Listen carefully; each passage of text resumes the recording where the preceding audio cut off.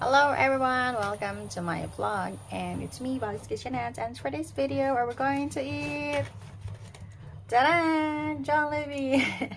One piece. I ordered one piece chicken, spicy, and egg. Tapos may nag-ano ako ng extra na manok para naman sa mamayang gabi, para isang order na. Nagtitipid. Tapos isang peach mango pie. So, may extra din siyang gravy. So, magkakabay tayo, guys. Kakain tayo. So, mag-English. Mag-Tagalog. Ilonggo na lang ta pala. Kaya may ilonggo man ta. Hindi bila inang sabor sa McDonald's na may kidyo kung ano. Kagang McDonald's, wala di siyang rice meal. So, tiya, makaon. Gitu ya, sang ano yan. Sang kanon. Diba? Miskan kayo isa lang ito pala magkaon. Sa isa kadlaw, basta may kanon. Di makinamota.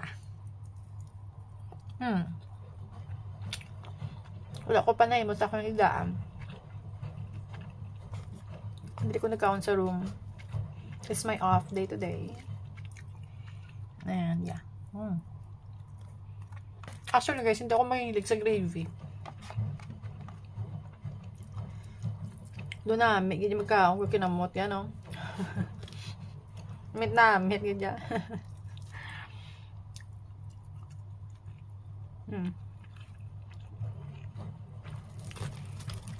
Dapat karoon ko pa ni kanon guys, pero yung gutom na ako pagkakita ko na may yung gainat pa kanon niya, diba?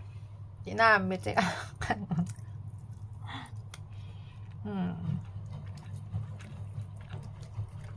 Vlogger ng tanan. Kaso na dugay na ko yaga, wala ko balong nga vlog na siya galing. Dugay na kumilig na ako sa mga videos ang muna ba. Galing lang kay way back to 2007, 2008,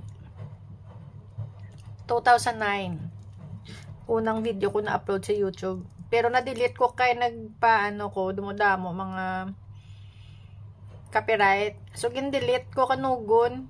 Kay puro naga-video ko kay mala sa mga friends ko, tapos ginaano ko, mga sasko bala, mga prank pa. Gina-trip naman sa mga friend. And yun, yung delete ko na lang. Pwede, mananggali siya sa, hindi pa wala, hindi ko pa kubalusong muna. Pwede man na siya kalima, bala ko. Magtawag na ganyan, ma-mute. Galing kakapoy lang yun eh. Hindi pang delete ko na lang tanan-tanan. Kaya para lang syempre maka-earn matablaw. Tiyan mo na guys, namit yung kao, no? Diba? Tapos isuso mo di sa gasong. Tapos kumukuon tablaw. Kumukuon tapos kanon tablaw. Oo. Namit.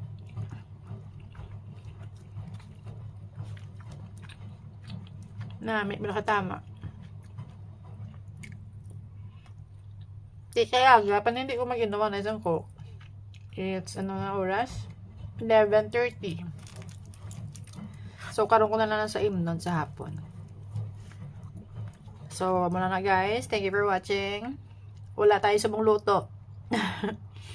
Puro lang tatang take out na na laing yung sabor sa Pilipinas sa mga food nato niya kasi sa deriya, especially sa McDonald's.